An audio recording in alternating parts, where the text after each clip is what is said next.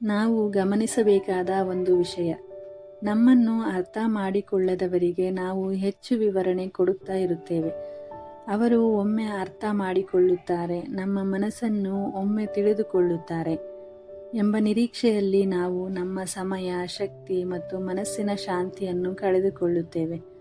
ಆದರೆ ಒಂದು ಸತ್ಯ ಏನೆಂದರೆ, ನಮ್ಮನ್ನು ತಪ್ಪಾಗಿ ಅರ್ಥ ಮಾಡಿಕೊಳ್ಳಬೇಕು ಅಂತ ಮೊದಲೇ ನಿರ್ಧಾರ ಮಾಡಿದವರಿಗೆ ನಾವು ಎಷ್ಟು ವಿವರಿಸಿದರೂ ಅದು ಸಾಕಾಗುವುದಿಲ್ಲ.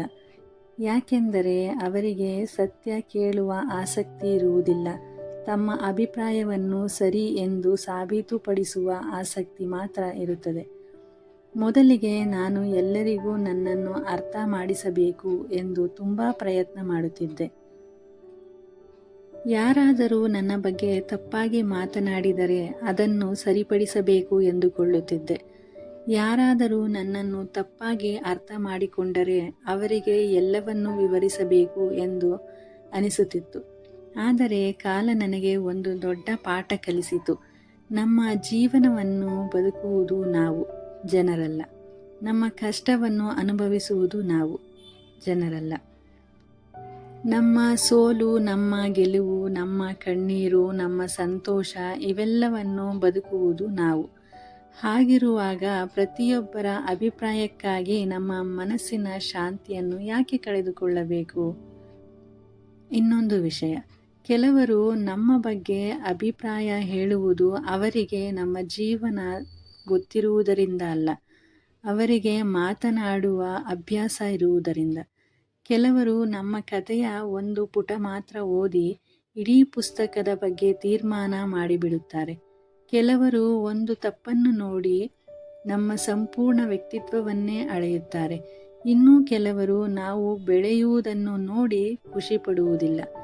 ಅದಕ್ಕಾಗಿ ನಮ್ಮ ಬಗ್ಗೆ ಏನಾದರೂ ಹೇಳುತ್ತಲೇ ಇರುತ್ತಾರೆ. ಅಂತಹ ಮಾತುಗಳನ್ನು ಕೇಳಿ ಪ್ರತಿ ಸಲ ಉತ್ತರ ಕೊಡಲು ಹೋದರೆ ನಮ್ಮ ಗುರಿಯತ್ತ ಸಾಗಬೇಕಾದ ಸಮಯವೇ ವ್ಯರ್ಥವಾಗುತ್ತದೆ. ಆದ್ದರಿಂದ ಪ್ರತಿಯೊಂದು ಮಾತಿಗೂ ಉತ್ತರ ಕೊಡಬೇಕಾಗಿಲ್ಲ. ಪ್ರತಿಯೊಂದು ಆರೋಪಕ್ಕೂ ಸ್ಪಷ್ಟನೆ ಕೊಡಬೇಕಾಗಿಲ್ಲ. ಪ್ರತಿಯೊಬ್ಬರ ಮೆಚ್ಚುಗೆ ಪಡೆಯಲು ಪ್ರಯತ್ನಿಸಬೇಕಾಗಿಲ್ಲ.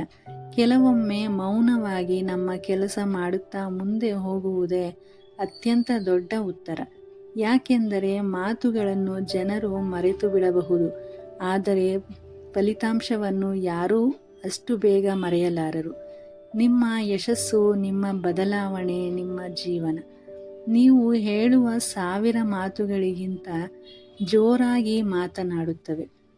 ಜೀವನದಲ್ಲಿ ಎಲ್ಲರನ್ನೂ ತೃಪ್ತಿಪಡಿಸುವುದು ಸಾಧ್ಯವಿಲ್ಲ, ಇದು ಕಹಿಯಾದ ಸತ್ಯ. ಇಂದು ನಿಮ್ಮನ್ನು ಟೀಕಿಸುವವರೇ ನಾಳೆ ನಿಮ್ಮ ಯಶಸ್ಸನ್ನು ನೋಡಿ ಚಪ್ಪಾಳೆ ತಟ್ಟಬಹುದು. ಆದ್ದರಿಂದ ಜನರು ಏನು ಯೋಚಿಸುತ್ತಾರೆ ಎನ್ನುವುದಕ್ಕಿಂತ ನೀವು ಯಾವ ದಾರಿಯಲ್ಲಿ ನಡೆಯುತ್ತಿದ್ದೀರಿ ಎಂಬುದು ಮುಖ್ಯ. ನಿಮ್ಮ ಗುರಿಗೆ ಹೆಚ್ಚು ಕಿವಿ ಕೊಡಿ. ನಿಮ್ಮ ಕನಸುಗಳಿಗೆ ಹೆಚ್ಚು ಸಮಯ ಕೊಡಿ. ನಿಮ್ಮ ಬೆಳವಣಿಗೆಗೆ ಹೆಚ್ಚು ಗಮನ ಕೊಡಿ. ಯಾಕೆಂದರೆ ಒಂದು ದಿನ ನಿಮ್ಮ ಉತ್ತರವನ್ನು ನಿಮ್ಮ ಮಾತುಗಳು ಹೇಳುವುದಿಲ್ಲ, ನಿಮ್ಮ ಜೀವನವೇ ಹೇಳುತ್ತದೆ. ಅದೇ ನಿಜವಾದ ಗೆಲುವು. ಈ ವಿಡಿಯೋ ನಿಮಗೆ ಉಪಯುಕ್ತ ಎನಿಸಿದರೆ ನಿಮ್ಮ ಆತ್ಮೀಯರೊಂದಿಗೆ ಶೇರ್ ಮಾಡಿ ಮತ್ತು ನಮ್ಮ ಚಾನಲ್ಗೆ ಸಬ್ಸ್ಕ್ರೈಬ್ ಆಗಿ. ಧನ್ಯವಾದಗಳು.